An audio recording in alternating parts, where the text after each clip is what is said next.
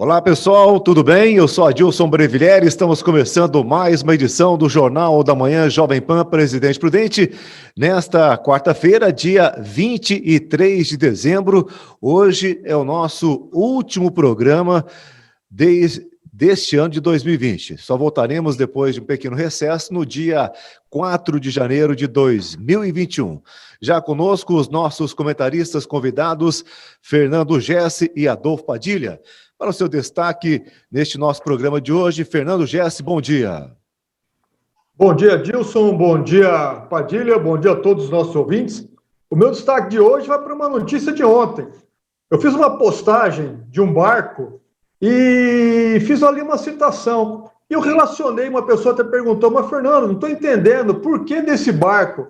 Eu vou te falar o porquê do barco. Região mais pobre do estado, região com menor investimento do estado, região com menor renda per capita do estado, região mais isolada do estado, região com maior concentração de presídios do mundo, região com 16 pedágios para chegar à capital, região sem representação federal, região com um deputado apenas estadual, da qual eu considero o nosso prefeito, Ed Thomas, região com menos quantidade de leitos por habitantes do estado, região sem liderança política no estado. E aí a pessoa perguntou, mas Fernando, por que esse barco? Eu falei, porque esse barco é como se fosse a nossa região. E esse barco era o Titanic. Pois é. O nosso bom dia para o Padilha e o seu bom dia e também o seu destaque de hoje na nossa quarta-feira, Padilha. Bom dia, Adilson. Bom dia, Gessi, aos amigos, ouvintes da Jovem Pan. Um grande abraço ao Vilmar Lima, que é um grande amigo, e a muita gente aí que nos ouve. O meu destaque hoje é essa decisão ontem, de novo, né? Uma decisão onde eu só faço uma pergunta e um questionamento aqui a você, Prudentino, da região do Oeste Paulista. Até quando? Até quando o silêncio ou a reclamação só nas redes sociais? Ficar dizendo que a culpa é da população, porque não tem mais leito, é culpa da população porque está festando, é isso mesmo que você vai aceitar? Sendo que todo esse problema poderia estar resolvido se nós tivéssemos um hospital de campanha aqui com 100 leitos, não precisaria de mais 100 leitos, porque o Covid existe, o Covid é perigoso, eu já tive, eu já peguei, mas a antecipação do problema é a grande solução do problema.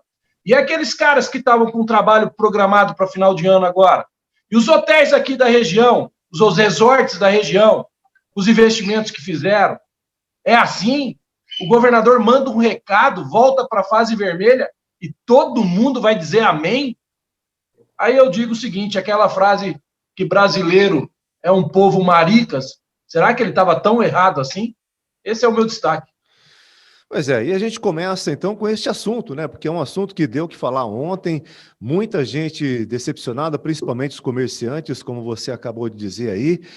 Pois é, e sem justificativa nenhuma, o único argumento apresentado pelo governador foi a alta da taxa de internações, que chega na casa dos 83%, que é uma responsabilidade do governador, porque desde o começo da pandemia o fechamento era para que pudéssemos nos equipar com os leitos necessários para poder atender aos pacientes que viriam a contrair o vírus, a UTI que eram necessários, mas nada disso foi feito. O hospital de base também não foi feito. Pois é, Fernando Gessi, a indignação vai muito além desses casos apresentados aqui, dessa justificativa apresentada pelo governador, né? Olha, o sentimento que eu tenho hoje, decorrente daquilo que foi feito ontem, e a qual eu fiz a minha abertura, de todos aqueles temas ali que nós não temos aqui, estamos aqui realmente numa situação complicada, o meu sentimento hoje é de um perfeito otário. Essa que é a grande verdade. Eu não gosto muito do termo maricas, como o Padilha usa aí, acho que aquilo ali é impróprio para um presidente falar, mas o meu sentimento hoje, o que eu sinto, é que eu sou um otário no estado de São Paulo. Eu sou um otário por quê? Porque eu sou a pessoa que paga por tudo aquilo, todos os impostos, para nós sermos tratados aqui na nossa região da maneira como somos tratados. Quanto tempo nós estamos discutindo aqui? Por que não colocou em Assis, teve um hospital de campanha? Por que não colocou aqui em Presidente Prudente? Por que nós não temos uma política pública efetiva que fosse assim, coibir os excessos que nós tivemos aqui. Tivemos sim alguns excessos, isso aí é inegável, dado o fato aí da nossa contaminação. Por que nós também não falamos? Alguém aqui me viu em calçadão, junto com pessoas fazendo campanha política, em arrastão, levando cabo eleitoral? Ninguém me viu, mas vimos outras pessoas que fizeram isso, e aos montes. Então nós temos sim, nós somos um pouco, não é nós que eu falo, é nossa, a sociedade como um todo, lógico, temos sim uma certa parcela de culpa, mas a nossa culpa é decorrente das escolhas das quais nós fazemos politicamente de 2 em 2 anos. Isso sim nós somos grandes responsáveis, porque nós aqui acreditamos em Papai Noel. Olha aqui o Padilha, o exemplo do Padilha, o meu exemplo. Nós somos pessoas que sempre estamos aí com as nossas opiniões sendo dadas. Nós temos lado, nós damos a cara a tapa. Quantas vezes eu, ele, Cheslak e outras pessoas mais puxamos fila aqui em manifestações em prol do nosso país? Cadê a responsabilidade do nosso político? Nós estamos aqui abandonados, largados, só não estamos pelados ainda, mas estaremos em breve, porque é uma decadência econômica da nossa região imensa. O meu sentimento de revolta hoje é enorme, mas ainda continuo falando o seguinte: se nós continuarmos com esta passividade, pode mandar o título e o diploma de otários, porque é isso que nós somos aqui no Oeste Paulista.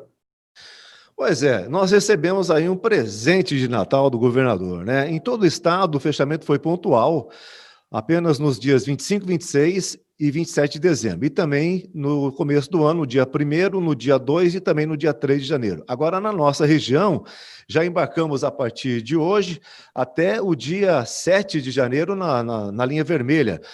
É uma injustiça, Padilha? Nós precisamos deixar claro aqui o seguinte: ninguém desmerece o vírus. Todos nós sabemos do perigo do vírus. O que nós alertamos e sempre falamos aqui no programa é que nós precisávamos de uma estrutura para poder antecipar esse tratamento. Veja bem, quantos leitos nossos estão ocupados? 92%, segundo demonstraram ontem. Tá, desses leitos, quais são Covids? E os leitos que nos foram retirados e até hoje não foram devolvidos?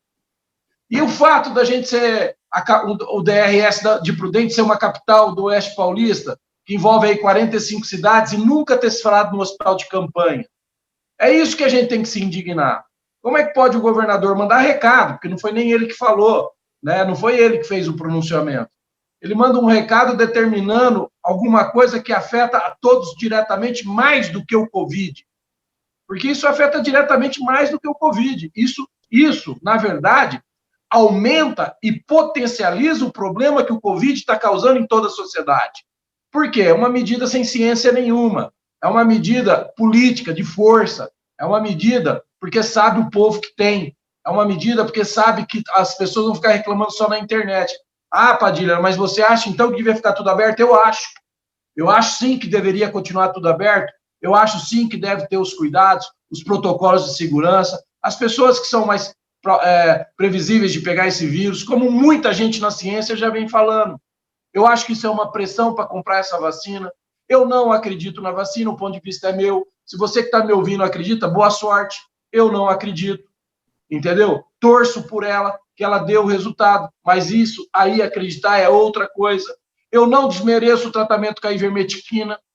Lá nos países da África, saiu um estudo ontem, mais de 1 bilhão de pessoas lá, e vê lá o índice de morte. E não tem esgoto, não tem nada. Só que lá eles tomam esse tipo de medicamento anualmente. Quem aqui vai dizer que a ciência está tão certa ou que a ciência está tão errada? Para aqueles que defendem e os que não defendem o uso da ivermectina. Então, para mim, isso é tudo uma pressão. Existe muito interesse político e financeiro por trás disso. Agora, voltando para Prudente, eu pergunto de novo aqui. A gente vai ficar só reclamando na internet? Veja o que aconteceu lá em Cabo Frio, se eu não me engano. Né? A pressão popular fez reabrir tudo. E olha que interessante. Lá no litoral, continua flexível. Né? Nas grandes cidades, continua flexível. Prudente, mais uma vez, sendo tratada como a tampa da garrafa usada ou como o esgoto do Estado. Se assim, é pesado, mas é como a impressão que a gente tem. Esse é o meu ponto de vista. Tudo estaria resolvido aqui se a gente tivesse um hospital de campanha. Os nossos leitos estariam equilibrados na sua utilização. Se a gente tivesse um hospital para cuidar dos penitenciários, nós temos aqui a maior população penitenciária do mundo. né? Mas cadê o governador gestor? Cadê o deputado Mauro Bragato, do PSDB, essa hora? O próprio prefeito Bugalho, que é do PSDB, está de saída, mas é do PSDB. Cadê as entidades de Prudente? Todas vão simplesmente aceitar? Não vão discutir? Isso, a democracia, o pilar mais forte da democracia é o questionamento. É o povo poder questionar. É o povo poder se manifestar. Aí eu digo, nós vamos ficar todos calados? Quantos empregos não serão perdidos? Quantos pais de família não estão, nesse momento, dizendo que não vão poder comprar um presente para o seu filho? Ah, mas é melhor do que ele morrer. Mas morrer como? Por quê? São as perguntas que a gente tem que fazer. Como? De Covid ou talvez de outra coisa. Por quê? Se for de Covid, porque o governador não se preparou e não fez a previsão ou não se antecipou a um problema que todos nós sabíamos. Ou seja, ter uma estrutura médica. É só desse jeito que se vai morrer de Covid, por falta de estrutura, que é o que esse governador deixou faltar aqui para a gente. Pois é, e a vida que segue, o prefeito publicou a exoneração de secretariado e o nosso futuro prefeito Ed Thomas ainda está à procura de nomes. O prefeito Nelson Bugalho colocou para fora, praticamente como a lei exige que seja feito, os 25 nomes entre secretários, diretores de fundações, controladores internos e assessores especiais. Agora, isso já é uma coisa que todos nós esperávamos, mas o que nós também esperávamos é que já teríamos aí uma lista do futuro secretariado, dos futuros que estarão à frente da prefeitura, junto com o futuro prefeito Ed Thomas, não é, Fernando Gessi? O detalhe é o seguinte, nós teremos em 2021, talvez um dos anos mais difíceis para o Brasil dos tempos modernos. Nós teremos que ter aqui uma gestão eficiente, uma governança com uma austeridade tremenda. Nós temos, sim, grandes desafios aí a serem vencidos por conta de toda a situação que nós estamos passando. E os secretários escolhidos necessitarão ser, sim, como ele já disse, o Ed Thomas, todos técnicos, né, com conhecimento nas suas pastas, para nós não cometermos os mesmos erros que nós cometemos durante essa gestão. Eu não vou desmerecer nenhum, já está no fim do mandato, vida que segue, o passado é passado, mas nós precisamos, sim, aprendermos com os nossos erros.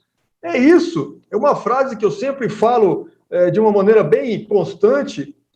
As pessoas precisam, sim, estudar o passado para poder projetar as decisões do futuro. São esses erros que nos formam, né, que nos dão ali uma grande capacidade de criarmos algo novo e não errarmos novamente, não insistirmos nos mesmos erros. Então, eu acho que o Ed Thomas aí tem um desafio muito grande. Temos pessoas aqui na nossa cidade altamente competentes que podem ocupar cargos aí com a maior tranquilidade. Agora, se nós formos para o lado político, né, que isso aí sempre foi um dos grandes erros, infelizmente nós teremos aí grandes problemas. Mas vou apostar no que ele disse, todas as pessoas serão de ordem técnica e de grande competência. Então, aguardemos aí a decisão dos próximos nomes do secretariado de Presidente Prudente. Até o momento, apenas a esposa do Ed Thomas, a Clélia Tomazini, na Secretaria Municipal de Assistência Social, já está praticamente certa, e a secretaria vai mudar o nome, será a Secretaria Municipal de Desenvolvimento Social, e a esposa do vice-prefeito do Isaac Silva, Lucimara Rodrigues Silva. Ambas já estão aí com os seus lugares garantidos, agora a Lucimara pelo Fundo Social de Solidariedade. Detalhe que esses cargos não são remunerados, né? Agora, outros nomes cogitam-se pela cidade, entre eles o Edilson Magro, que foi parte do governo do Tupã, como secretário de Desenvolvimento Econômico e Planejamento, já ocupou o cargo na gestão do Tupã. O Fernando Luizari, que é o homem reconhecido como o secretário do Meio Ambiente, que é um homem que entende realmente do assunto. O André Domingos, o nosso medalhista olímpico. Nós tivemos aí, nesse governo que está terminando, um medalhista olímpico, agora o André Domingos ocupando talvez aí a Secretaria de Esportes. O Cadmo na Secretaria de Finanças e José Donizete Veloso dos Santos como secretário de Administração. Se esses nomes se confirmarem, Padilha, você acha que está começando bem? Olha, muito no particular, eu conheço quase todos que você citou aí. Eu acho que sim. Eu acho que se você pegar todos os nomes aí, um por um, o Edilson é um puta de um cara, gente boa, competente. né? Mas eu acho mais do que isso. Você pega o Fernando Luizari, é um cara do meio ambiente, é um cara que entende. O André Domingos no esporte, né? Um medalhista olímpico, é uma instituição do esporte prudentino, o André. Você pega o Cadmo, um secretário de carreira nas finanças, eu acho que o Cadmo dá muita segurança. Se o nome dele for confirmado, eu acho que é uma opção inteligente do prefeito, né? O Donizete é um amigo meu particular, não tenho nem o que falar do Donizete, e eu acho que caminha bem. Se você pegar a primeira-dama e a esposa do vice-prefeito, quem mais comprometida do que elas para cuidar da secretaria? Dessa secretaria, né? São pessoas que já estão envolvidas com esse tipo de trabalho. Mas o mais importante de tudo isso, eu acho que o Ed Thomas não vai cometer o erro que o Bugalho cometeu. Qual que é o erro que o Bugalho cometeu? Não colocou pessoas comprometidas com o seu governo, né? Muitas delas eram comprometidas com o governo anterior e foram indo e acabaram não se comprometendo com o governo da pessoa do Bugalho. O Ed não. O Ed, eu acho que ele está colocando pessoas que primeiro vão se comprometer com a política que ele quer adotar na administração e com o governo dele. Eu acho que esse é o primeiro passo. Porque depois, quem não for dando certo também vai trocando. Que isso tem que ter essa... A pessoa não pode achar que vai assumir um cargo e ficar lá definitivo. Tem que trabalhar e correr atrás. Então, eu torço como prudentino para que o Ed escolha pessoas comprometidas com a política e o governo que ele quer fazer para a cidade. Tudo aquilo que ele falou em campanha política. E vamos torcer para que isso dê certo. Esses nomes todos aí que não estão confirmados, mas que são nomes que correm muito aí, me agrada, sim. No geral, eles me agradam bastante. Inclusive, até uma surpresa, né? Um nome que está sendo bastante cogitado é o Jorge Duran, que é o ex-prefeito lá de Presidente Venceslau, que seria aí o secretário de Assuntos Jurídicos. Ele é um bom advogado, atuante lá em Venceslau. E também, né, uma satisfação se nós tivéssemos o Geraldo Gomes, né, que é uma pessoa bastante querida, uma pessoa bastante humilde, uma pessoa batalhadora que chegou onde chegou, não só por indicação política, mas pelos seus méritos, pela sua vida. É uma pessoa bastante diferenciada. Enfim, vamos torcer que o nosso futuro prefeito faça aí um bom governo e com bons secretários. Seguindo em frente, o nosso presidente do Congresso, até então, Maia, deve apresentar nesta quarta-feira o candidato para a sucessão na Câmara. Quem que você acha que será? Fernando Gessi? Olha, eu gostaria que nós tivéssemos ali um nome que pudesse dar o que realmente os brasileiros tanto necessitam, né? Que os grandes projetos ali colocados pelo governo sejam aprovados, os bons projetos, e que a Câmara também, através dos seus deputados ali, que possam colocar também bons projetos para serem aprovados. Reforço novamente, 2021 é um ano estratégico para o país. Se nós não conseguirmos realizarmos as mudanças que nós tanto necessitamos, infelizmente, 2022, e nós temos ali, daqui a pouco, já começa a campanha eleitoral para 2022, né? Porque o Congresso Nacional ele só trabalha durante um ano só. O outro ano ele fica perdendo tempo com campanhas nacionais, depois com campanhas municipais, depois para decidir quem são seus presidentes, e a coisa vai, e na verdade só trabalha um ano. Fora isso que é de terça a quinta também. Bom, nós temos ali um problema para ser resolvido. Baleia Rossi e MDB. O MDB sempre foi governista, fisiologista e sempre esteve aí participando de tudo de podre que já existiu nos governos passados. Aguinaldo Ribeiro, também é outro ali que está, também do PP. E o Arthur Lira, que também é do PP. Isso aqui é interessante, né? Nós temos duas pessoas do PP disputando o cargo em chapas aí diferentes e com ideias e propostas totalmente diferentes também. Olha, eu espero que o nome saia, quarta-feira agora, segundo, né, ele disse que vai colocar o nome ali em questão, mas o Rodrigo Maia está se articulando muito. Agora não dá para também apostar, né? Porque as traições ali também vão rolar frouxas. Pois é, Rodrigo Maia tende a apresentar esses dois, mas na sua opinião, Adolfo Padilha, qual seria um nome que o Jair Bolsonaro deveria colocar de fato para poder disputar aí com esses candidatos que o grupo aí do Maia está tentando montar? É complicado, né? A gente já visto essa última indicação no STF, que a gente apostava tanto, e a gente anda tomando alguns sustos aí. E dentro de Brasília, dentro daquele grupo e a gente sabe que poderia viabilizar uma vitória na Câmara, você não tem nomes quase que não esteja envolvido em alguma coisa. Pô, o melhor nome, Carla Zambelli, por exemplo, para a Câmara dos Deputados. A deputada Carla Zambelli. Aquele deputado do Sul, que agora me fugiu o nome. Só que eles não têm, não adianta, eles não vão conseguir aglutinar mais deputados para vencer umas eleições. Então tem que ter esse jogo, essa composição, essa mistura toda com essa massa que a gente chama uma massa meio fedida lá em Brasília, né? Faz parte disso. Mas o mais interessante dessa corrida, desse desespero do Maia, que o Maia, na verdade, publicamente, ele faz o discurso de que ele quer um governo, uma discussão democrática, onde todo mundo tenha espaço, usando a narrativa que as pessoas falam que o governo do Bolsonaro não é um governo democrático, né? O que é um absurdo. Mas, internamente, ali é todo mundo que tem interesse de derrubar o Bolsonaro, de prejudicar o Bolsonaro, de não deixar o Bolsonaro vencer as eleições em 2022, e estão ali tentando tirar suas diferenças, algumas até seculares, para poder compor um nome para vencer o Bolsonaro. Eles não estão pensando no Brasil. Eles querem pôr alguém no comando das casas que impeça o governo de conseguir as coisas que tem que conseguir, e na cabeça deles, o que ficaria muito fácil o Bolsonaro ganhar a reeleição. Isso que é muito lamentável e muitas vezes não chega no ouvinte, o nosso ouvinte ou as pessoas não se apegam nesses detalhes. A grande disputa é nos bastidores. Ali se juntam os lobos para querer pegar um pedaço maior da carniça. E nesse caso aí, os lobão não quer deixar de jeito nenhum o Bolsonaro mandar nas casas e assim destravar as pautas que o Maia quer jogar agora no colo do Bolsonaro, sendo que a gente acompanhou durante os 2 anos que quem sentou em cima das medidas provisórias e não deixou o Brasil destravar foi justamente o Nhonho, o Botafogo da lista da Odebrecht, o seu Rodrigo Maia, e também o Alcolumbre, que é até então o presidente do Senado. Pois é, o vice-procurador-geral da República, Humberto Jacques de Medeiros, pediu na última segunda-feira, dia 21, ao presidente do Supremo Tribunal Federal, o ministro Luiz Fux, que derrube a decisão absurda do ministro Cássio Nunes Marques, que suspendeu um trecho da lei da ficha limpa e diminui o tempo de inelegibilidade de políticos condenados na justiça em segunda instância.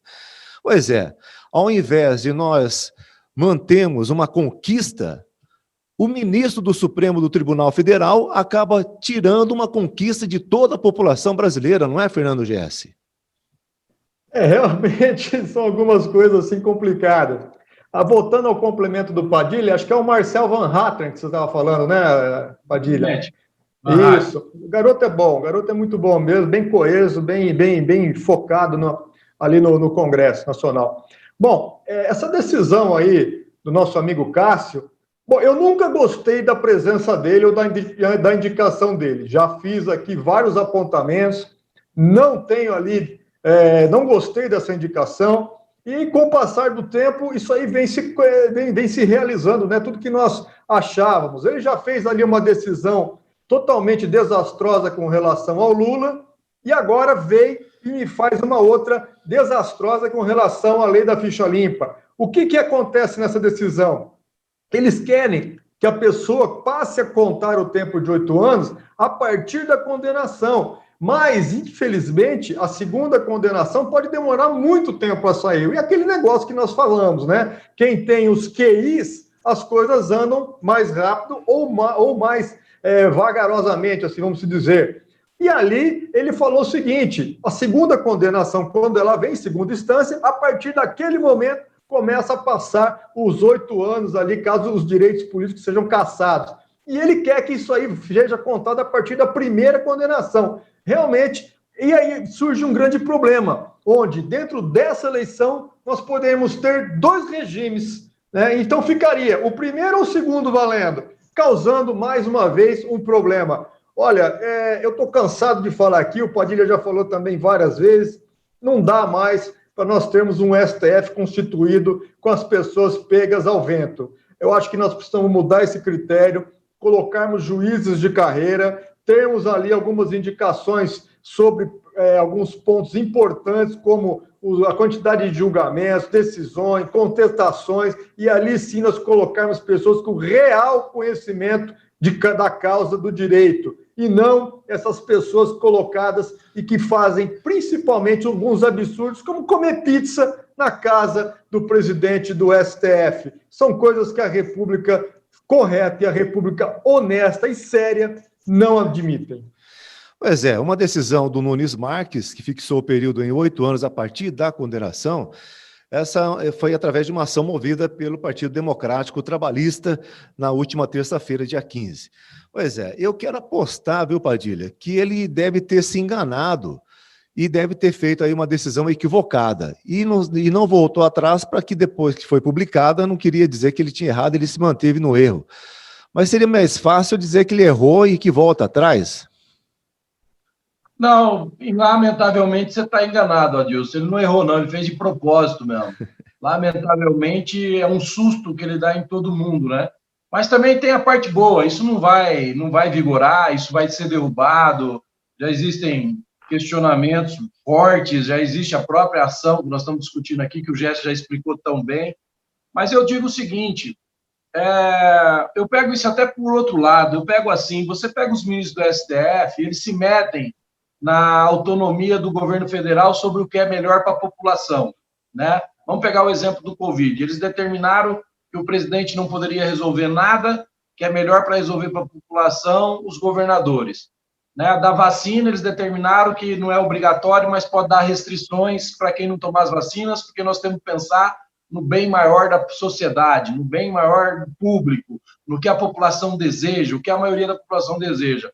Mas quando o assunto é pegar na rede os amigos deles, né, os políticos envolvidos em falcatruas, eles não põem o interesse da população em primeiro plano. Pronto, está resumido. Porque era só analisar o seguinte, o que a população quer? Quer que o cara que é eleito, tem o voto, tem a confiança, pratica um delito, que ele pague por esse delito.